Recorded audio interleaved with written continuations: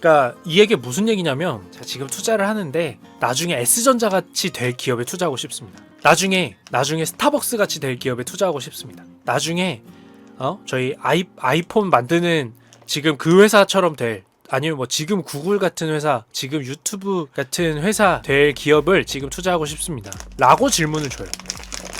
근데 이게 흔한 질문이에요. 투자계에서는. 투자법이라고 할까요? 그냥 이제 흔하게 사용되는 방법인데 이런 거죠. 중국 같은 경우가 자, 미국은 우리나라보다 몇십 년 앞서 있는 국가고, 일본은 대충 경제 체제가 5년에서 10년을 우리나라보다 앞서 있는 국가였다고 하죠. 지금은 솔직히 잘 모르겠네요. 한 2, 3년 앞서 있나 모르겠는데. 자, 그리고 중국은 우리나라의 10년 뒤라고 봅니다. 그리고 베트남은 약 한 15에서 20년 뒤 정도라고 하고 있고요. 뭐 인도는 그보다 더 뒤죠. 브라질은 한참 뒤고. 브라질은 10년 전 중국 느낌 정도인 걸로 저는 알고 있어요. 네. 여기에 무슨 뜻이냐면, 그래 해외 주식 투자를 할 때, 또는 외국 어떤 기업 펀드를 뭐 투자를 할 때, 자, 미래의 S전자가 될 기업을 내가 10년을 들고 있으면, 그럼 내가 S전자가 지금 어떻게 됐죠? 20배 막 이렇게 됐잖아요. 15년 전 뭐 이렇게 대비하면. 그러면은 그 나라에서 저기 갤럭시 만들 회사를 제가 미리 좀 투자를 하고 싶습니다. 이런 식으로 많이 물어봐요. 투자할 때. 이해가 되세요? 그러니까 내가 외국의 어떤 아직 우리나라보다 후진 국가에 투자를 하면 그 국가가 어떻게 발전 양상을 보일지 대충 알잖아요. 대충. 저 나라에서도 S전자가 등장을 하겠구나. 저 나라에서도 우리나라에 뭐 통신사 같은 기업이 나오겠구나. 저 나라에서도 우리나라에 차 파는 H사 같은 기업이 나오겠구나. 라고 생각을 하잖아요. 그러니까 물론 지금 이시기님이 말씀하시는 ARM이라는 그러니까 좀 어떤 미래지향적인 사업도 물론 있겠지만, 그게 아니라 한 국가가 발전함에 있어서 당연히 따라야 되는 수순이라는 게 있죠. 철도 깔고 도로 깔고 그 위를 사람들이 차를 달리고, 그 다음에 더 맛있는 걸 먹고, 더 맛있는 약을 처방받고, 맛있는 약이래. 더 몸에 좋은 약을 처방받고, 더 좋은 의료 서비스를 받고, 더 많은 보험에 가입하고, 이렇게 되는, 그리고 더 많은 문화를 즐기고, 이렇게 되는 수순이라는 게 있습니다. 사실은 당연히 사람들은 국가를 연구하기 때문에 이 수순에 대한 건 사실 어느 정도 틀이 잡혀 있어요. 그러니까 다만 전 세계가 발전을 하면서 과거에는 아예 없었던 기술이 등장하는 것도 있죠. 과거에는 아예 없었던 기술. 뭐가 있겠어요? 뭐 지금 인공지능 스피커 뭐 이런 거 없었던 거잖아요. 그리고 뭐 땡땡페이 뭐 이런 거, 휴대폰, 스마트폰 페이 이런 것들 없었던 거 등장하긴 하죠. 근데 하지만 그럼에도 불구하고 큰 틀에서 봤을 때 어떤 국가의 수준이 올라가면서 당연히 그 국민들이 향유하게 되는 서비스는 어느 정도는 정해져 있어요. 사실 어느 정도 조금씩은 바뀌지만, 방금 얘기한 아예 새롭게 등장하는 기술 때문에 조금씩은 바뀌지만, 그거에 따라서 우리나라보다 조금 발전 속도가 느린 곳에 우리나라의 역사를 교과서 삼아서 투자하는 방식이 이미 존재하고, 사실은 그거대로 투자하는 걸 보통은 추천을 합니다. 해외 주식 투자를 할 때. 그러니까 이거예요. 미국이 우리나라에 투자할 때, 유명하신 분이 투자할 때 보통 뭐 엄청난 선망을 하는데, 물론 그 선망하는 게 좋죠. 대단하신 분이니까 선망을 하지만, 그들 입장에서는 이렇게 얘기를 해요. 펀드 매니저가 뭐라 그러냐면, 미국이 뭘 알고 한국에 투자를 했겠습니까? 한국이 어떻게 될지를, 그러니까 진짜로 한국이 어떻게 될지 전혀 모르는 상태에서 분석만으로 숫자만 보고 재무제표만 보고 그걸 알았다라고 생각을 하시냐? 아니다. 미국이 15년 전에, 미국이 40년 전에 이런 발전 양상을 보였던 연구를 토대로 한국의 지금 수준이 이 정도 수준이면, 국민의 소득이 $10,000이면, $10,000, 1인당 평균 소득이 $10,000면 이 사람들이 지금 이제 어떤 걸 소비하기 시작할지가 통계적인 자료가 다 있기 때문에, 그럼 지금 한국의 이 한 명당 버는 소득이 얼마면 이 사람들이 지금 걸어 다니다가 이제 자기 차를 슬슬 사겠구나. 그러면 차량 소비량이 늘어나겠구나. 차량 소비량이 늘어나고 그 다음에 12,000불 소득이 가면, 차를 사고 한 2, 3년 정도 지나면서 차량 사고가 많이 나면, 내가 조금 보험이라는 게 단순히 돈을 그냥 없애는 게 아니라 보험이라는 걸 들어놔야 내가 안전하구나 라는 생각이 드는 그 국가 수준까지 오면, 그 다음에는 보험 사업이 성장을 해요. 그다음에 그 보험 사업이 성장하면서 뭐가 같이 성장을 하냐면 의료 제약 산업이 성장을 합니다. 왜? 당연히 자기 몸을 신경 쓰기 시작하니까. 그럴 여유가 생기니까. 그럴 여유가 언제 생긴다? 국민소득이 10,000불이 넘어가면서 생겨요. 국민소득 얼마, 평균 얼마. 이 기사가 금융시장에서 왜 그렇게 중요하게 나오냐면, 여러분들이 이건 거짓말을 못해요. 그러니까 평균이지만 그 국민이 얼마를 버는 수준이냐가 돼야 그 국민이 어떤 생활을 향유하겠구나라는 거는 이미 자료가 다 있습니다. 평균적으로.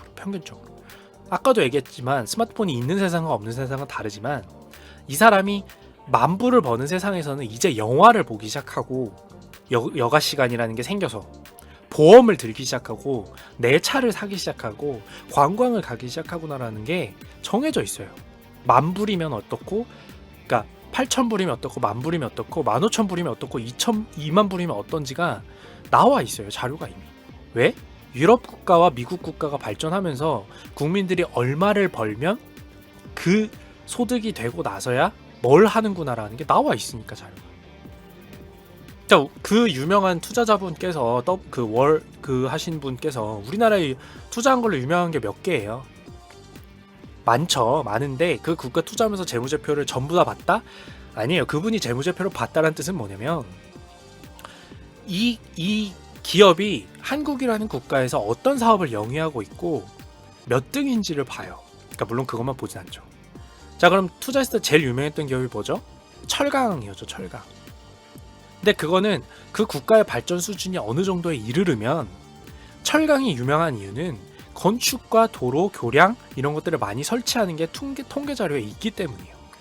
그래서 기간 산업이라고 하죠. 철도, 도로 이런 것과 관련된 것들이 가장 먼저 깔립니다. 국민소득이 한 5,000불인가 6,000불 될 때쯤부터 기간 산업이 깔리기 시작을 해요. 왜냐면 국가 정부 차원에서 주도를 해서 만든 이 기간 설비들이 깔리는 게 제일 먼저입니다. 그 다음에 국민소득이 한 8,000불 정도까지 가게 되면, 그 다음에는 음식 수준이 올라가기 시작하고 자기 차량이라는 걸 사기 시작을 합니다. 거기까지는.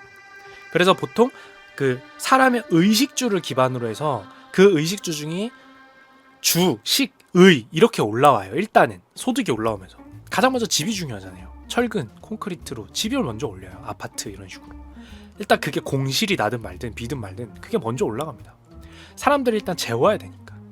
그 다음에 식, 먹는 건데, 여기서의 식은 단순히 먹는다 이거를 넘어서서 이제 슬슬 뭘 먹느냐를 따지기 시작한다는 거죠. 뭘 먹느냐.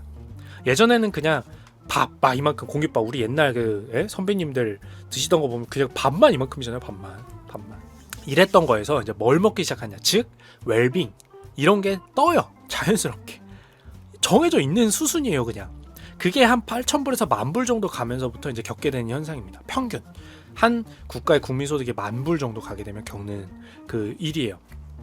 평균 소득이 100만 원이라는 뜻이죠. 10,000불이라는 뜻은, 그죠? 100만 원이 평균 소득이 맞죠? 예. 천만 죄송해요. 평균입니다. 자, 이렇게 봤을 때 그걸 이미 보면은, 자, 그러면은 제가 이제 중국 쪽에 처음에 투자를 시작을 했을 때 뭘 당연히 거기에 투자를 했겠어요. 중국의 1인당 소득은 그때 당시에 10,000불이 안 됐습니다. 8,000불 정도였어요. 8,000불 정도면 어느 정도 수준이냐면, 이제 막 가까스로 곤궁하게 살던 데서 조금씩 벗어나서 정해진 시간에 일을 조금씩 하고, 물론 야근 포함한 정해진 시간입니다. 그 정도 수준이면 야근 포함한 좀 힘들게 일을 하지만 이제 슬슬 정기적으로 돈이 들어오는 직장인이라는 사람들이 돈을 서서히 소비하고 내 집을 마련하고 이런 일상적인 생활이 슬슬 시작되는 단계 정도예요. 다만 여기서 그 포인트를 짚어야 될 건 뭐다? 중국은 땅이 어마어마하게 넓죠. 그러면은 도시마다 평균 소득이 달라요. 그래서 중국은 상하이 같은 엄청난 일선 도시라고 합니다. 탑티어 도시.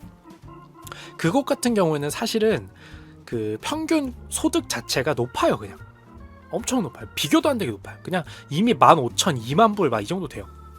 왜냐면 거기서는 부동산 부자들이 엄청나게 많았기 때문에. 뭐 이런 곳 같은 경우는 이미 상해는 가보면 관광, 웰빙, 제약, 병원, 의료병원인데 민간병원 뭐 이런 거, 차, 기차 이런 건 이미 다 돼 있었습니다. 거긴. 근데 이제 국가 총 평균을 내면 당연히 이제 평균이 내려가겠죠. 도시에서 그냥 쓰러져 돌아가시는 분들도 있던 게 중국이었으니까 당시에. 그죠? 그렇기 때문에 자 어쨌든 그래서 그때 당시 중국의 총 평균은 사람 죽는 그것까지 놓고 봤을 때 한 8,000불 정도가 됐어요. 자 그럼 이 레벨은 뭐냐면 아까 얘기한 대로 이제 도로 깔고 그 철도를 깔기 시작한 다음에 사람들이 자차가 슬슬 마련한 그 정도 시기 정도가 됩니다. 그 정도. 네. 그러면은 이때 뭘 찾을 수 있었겠어요? 이게 한 5년 전이거든요. 이게 5년 전. 뭘 찾을 수 있었겠어요? 자, 요 제목대로 보면 미래에 우리나라의 지금 대성한 기업 중에 중국에서 어떤 기업이 나타날 수 있었겠어요? 그 기다리면 차 파는 곳, 차 파는 곳. 상해 자동차, 뭐 지리 자동차, 뭐 몇 개 자동차가 있죠. 그 자동차. 자, 그 다음에 스토리 쓸 수 있는 게 뭐가 있죠? 그 다음 그 자동차를 사고 소득이 좀 늘어나요. 왜냐면 중국은 소득이 늘어나는 게 폭발적으로 늘었었어요. 워낙 폭발적으로. 그렇기 때문에 그럼 사람이 차를 산 다음에 다음 수순은 뭐냐면요. 재밌는 게 아까도 잠깐 얘기했는데 손해보험 시장이 커집니다. 손해보험. 왜냐면은 운전도 하고 자기 재산이 늘어나면서 자기가 소유하고 있는 재산이 늘어나면서 이 재산이 파손되었을 때에 대한 보험이 필요하다는 생각을 점점 더 강하게 하게 돼요. 여러분들 다시 생각을 해보세요. 자, 내가 곤궁할 때, 내가 돈이 없을 때는 여러분 보험비가 제일 아깝습니다. 보험비 같은 거. 그러니까 내가 당장 뭔가 혜택을 얻거나 상품, 눈에 보이는 상품을 얻는 게 아닌 어떤 무형의 서비스인데다가 심지어 벌어질지 안 벌어질지도 모르는 사고에 대해서 내가 돈을 내는 거를 제일 아까워해요. 돈이 없을 때는. 그런 거는 여윳돈 있을 때는 할 수 있는 겁니다. 보험 같은 거. 근데 여윳돈이 생기면 찾게 돼요. 언제? 처음에는 나는 자동차 같은 걸 사지만 자, 보험은 언제 찾게 되냐면 내 가족이 있을 때 내가 보험이 있어야 내가 혹시 무슨 일이 있어도 가족이 힘들지 않겠구나. 내 가족 아플 때 내가 혹시 돈이 조금 부족해도 가족을 좀 챙길 수 있겠구나. 건강, 나의 이 생활의 균형 이런 것들을 생각하게 되는 소득 수준이 되면 그게 이제 1인당 국민소득 10,000불 정도를 보통 기준으로 봐요. 그때가 되면 한국이 25년쯤 전이 딱 그 시기였어요. 그때 보험 시장이 폭발적으로 성장하고 우리나라의 그 아줌마 보험 판매라고 하죠. 그게 이제 자리를 잡으면서 지금의 그 안 좋은 보험 판매에 대한 인식이 생겼을 그때입니다. 그때. 그러니까 이게 소득 수준마다 그림이 그려지는 거예요. 그러니까 미국이 우리나라한테 투자할 때 똑같다라는 거죠. 그러면 우리는 선진국에 투자해도 물론 되지만 조금 쉬운 시나리오로 자, 우리나라에 이런 기업이 있는데 그럼 아직 우리나라 수준이 안 된 국가에 투자할 때 우리나라에 있는 이런 대성한 기업이 될 만한 그 나라의 기업은 뭐가 있을까를 찾는 거는 조금 쉽다라는 거죠. 그나마. 물론 국가의 발전도는 조금씩은 다를 수 있기 때문에 그건 고려를 해야 되지만 시나리오는 어느 정도는 비슷하게 가요. 그래서 실제로 지금 중국에서 수익을 많이 볼 수 있었던 게 뭐가 있냐면 물론 저 손실도 봤습니다. 네, 수익을 볼 수 있었던 게 뭐냐? 당연히 보험, 관광, 여행, 그 항공사나 이제 패키지 여행사, 그러니까 이런 식인 거예요. 우리나라의 H투어, 미래의 H투어가 될 기업을 중국에 투자를 하는 거예요. 미래의 H 자동차가 될 기업을 베트남에서 찾으면 뭘까? 이런 식으로 찾게 되는 거예요. 근데 왜 자동차를 찾아야 되고 왜 투어 기업을 찾아야 되고 왜 공항 기업을 찾느냐? 그것도 그냥 막 상상의 나래를 펼치는 거나 아니라는 거죠. 국민소득이 얼마가 되느냐에 따라서 이 사람들이 하는 행동은 정해져 있어요. 못 벗어나요. 왜냐면 돈은 팩트이기 때문에 돈을 얼마 버느냐에 따라서 이 사람이 향유하는 서비스는 결국에는 어느 정도 정해져 있습니다. 관광을 돈 없을 때 갈 수 없죠. 보통은. 당연히 그런 거랑 똑같은 거예요. 그래서 자동차, 소비재, 보험, 그 다음에 관광, 그 다음에 뭐 이제 그 사이 정도의 이제 의료 서비스 이런 게 지금 껴있게 돼요. 그렇게 해서 이제 아까 얘기하다가 말 것 중에 이제 중국 쪽에서 지금 수익이 많이 올라간 거는 제약 쪽. 제약인데 일반 제약보다는 유통. 그러니까 우리가 흔히 아는 약을 우리가 살 수 있게 우리 눈앞에 가져다 주는 역할 있죠. 눈앞에. 가져다 주는 역할을 하는 이 약국과 연관된 곳이나 병원과 연동된 기업. 같은 경우를 실제로 많이 투자를 했었고 지금 이미 수익은 한창 난 곳이에요. 그렇기 때문에 그래서 이제 요 제목을 갖고 오게 된 거예요. 미래에 그러니까 지금 우리나라에서 대성한 기업, 미국에서 대성한 기업 같은 곳이 될 곳을 지금 우리보다 후진국인 기업에서 찾을 때는 뭘 기준으로 찾을 수 있을까? 그거는 결국에는 한 국민이 벌어들이는 돈, 한 국민이 벌어들이는 연봉이라는 것이 평균 얼마가 됐을 때서야 어떤 서비스를 즐기고 어떤 상품들을 산다라는 것은 나온다라는 거예요. 네. 제가 기억하는 것은 이제 만불을 기준으로 보통 자동차부터 시작이 됩니다. 자동차. 중국은 이미 그 급은 어느 정도 출발을 했죠. 네, 그래서 이런 식으로 사실은 자료가 나와 있는 걸 참고, 그러니까 역사가 있는 투자법을 쓰는 것은 보통 이런 걸 지칭합니다. 실제로 이 국민과 국가의 행동 양상이라는 것은 어느 정도 정해져 있기 때문에 그것을 보고 투자하는 법을 봤을 때 이제 역사를 보고 투자한다라고 하죠. 네. 이시기님 인도 베트남에서 찾아야겠네요. 그쵸. 네, 저는 당연히 관심 있어요. 아프리카, 인도, 베트남. 아프리카, 인도, 베트남, 중국도 아직은 저기 2, 3선 도시 정도는 한참 후진 도시입니다. 네. 그런 곳들이 당연히 관심을 가져야 돼요, 사실. 네. 그래서 그러니까 이런 식의 투자법을 쓰시는 분들이 많아요. 인도에서 우버가 될 곳은 어딜까?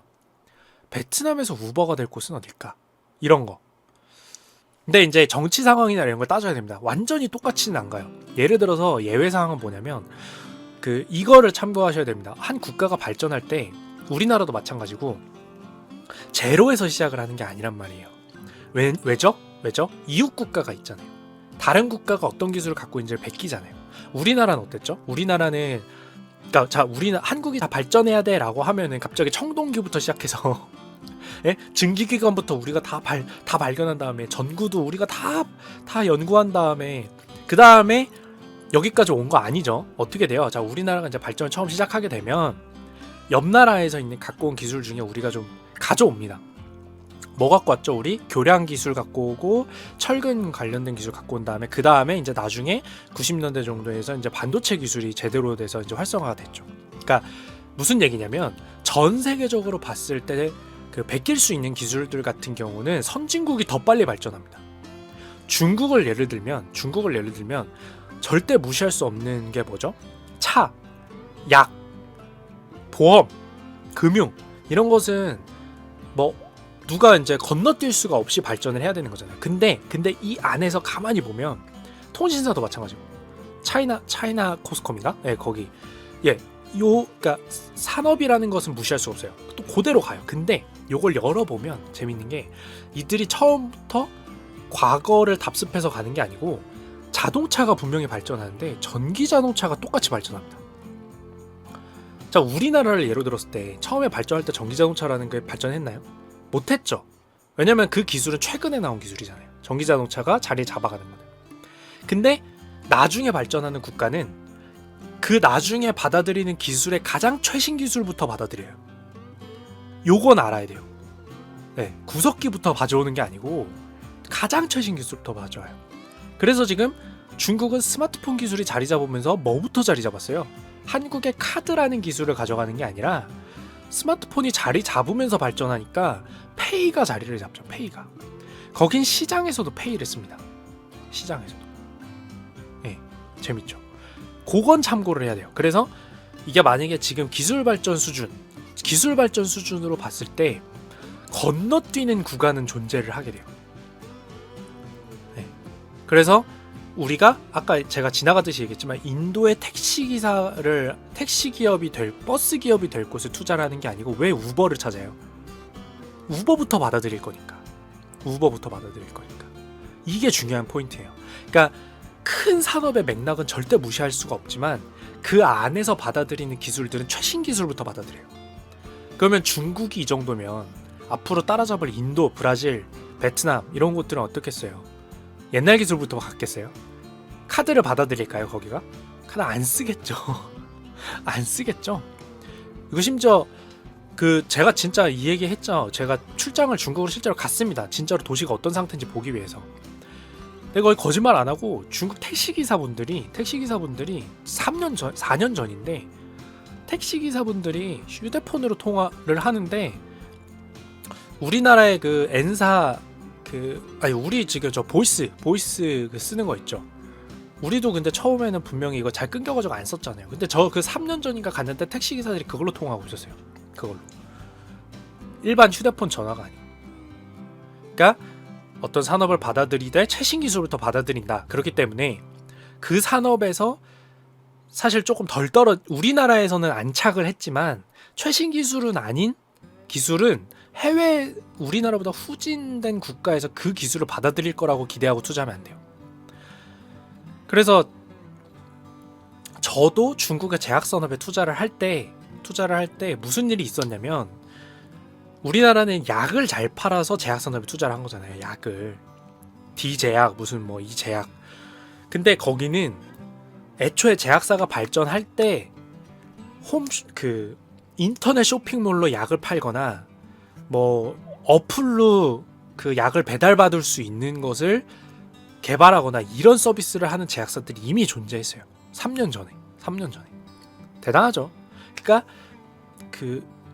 우리나라에서 잘 된다고 외국에서 잘 된다라는 역사를 기반으로 투자를 하는 법은 맞지만 다만 우리나라에서 잘 되는 이유가 최신 기술을 아직 받아들이지 못해서라면 후진국에 투자할 때는 최신 기술부터 투자를 해야 돼요. 최신 기술부터. 네, 그렇게 생각을 하셔야 됩니다. 네, 그래서 모던 인베스터님, 그래서 뭐 페이 많이 쓰는군요. 예, 그렇죠. 그래서 신흥국은 오히려 신사업을 받아들이는 게 훨씬 빠르고, 그래서 현재 그 코인이나 블록체인 같은 것을 아프리카가 훨씬 잘 받아들이고, 거기는 결제하는데 어느 정도 무리가 없는 수준까지 그 인프라망이 깔리는 이유가 거긴 카드가 존재하지 않기 때문이에요. 그러니까 이렇게 생각하시면 돼요.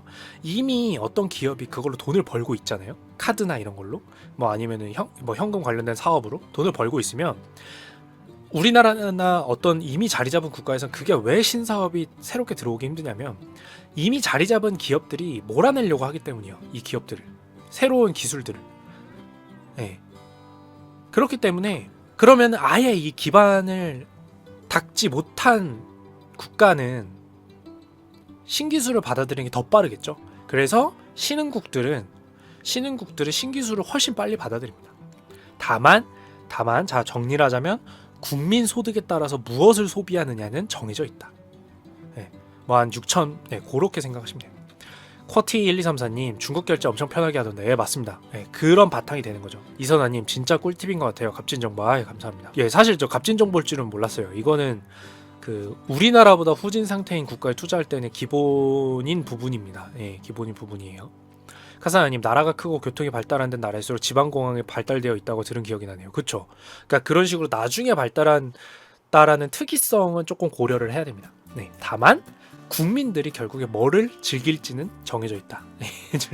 근데 그 즐기는 것 자체의 기술력은 최신일 것이다 라는 거죠. 최신일 것이다. 맞아. 그래서 역으로 야, 진짜 잘 되겠다 싶었는데 참 투자 수익을 못 봤던 것 중에 하나가 저거였어요. 술 파는 기업도 같이 투자를 했었는데 거기는 상승을 별로 안 했습니다. 반도체도 상승을 별로 안 했고요. 중국 반도체 상승을 많이 할 줄 알았는데 오히려 자동차, 제약, 관광이 상승을 많이 했죠. 이미 반도체는 요즘에 조금 강세를 보이고 있습니다. 요즘에. 그러니까 그 발전 시기가 조금 나뉜 거죠. 한국이 아직 반도체를 놔주지 않고 있잖아요. 다른 것들은 뭐 놔줘도 상관없는데 한국은 반도체를 쥐고 있으니까 그게 쉽게 넘어가지가 않는 거예요. 중국 쪽으로. 참고로 여러분, 반도체는 친환경 사업이 아닙니다. 그거는 팁으로 알아두세요. 그러니까 모든 반도체가 그런 건 아닌데 반도체는 사실 그래서 당연히 그 다음 후진국으로 원래 계속 넘어가는 사업으로 인지되어 있습니다. 투자계에서는. 그거 만드는데 사용하는 환경 파괴가 엄청납니다. 가스나 이런 것들을 계속 살포하고 있기 때문에. 그래서 후진국가로 넘어가도록 되어 있어요. 그리고 요거랑 관련된 썰 중에 하나가 비슷한 얘기인데 국민소득이 3만 불을 넘어가면 미세먼지 발생이 적어진다고 해요. 그 국가에서는. 이게 무슨 의미겠어요? 국민소득이 늘어나면 그러니까 정서적으로나 정신적으로나 이제 많은 것들을 고려하게 되고 의식 수준이 올라가기 때문에 이제 친환경이라는 거를 깊게 받아들이고 그리고 기술 수준도 많이 높아져서 이제 미세먼지를 발생시키는 게 많이 적어진다는 뜻이죠. 이런 식으로 한 국민이 얼마를 벌어들이는 사회냐라는 게 굉장한 기준이 되는 거예요. 그래서 여러분들 혹시 궁금하실 때는 국민소득을 기준으로 해서 국가들이 어떻게 보통 국민이 무엇을 소비하는지 이런 것들을 찾아보시면 제가 지금까지 말씀드린 것을 볼 수가 있어요. 단계가 있어요. 국민의 향유 단계. 그래서 그 순서에 맞게 그 국가의 단계에 따라서 투자를 해놓는 게 가치 투자, 외국 해외 주식의 가치 투자의 기본이기도 합니다.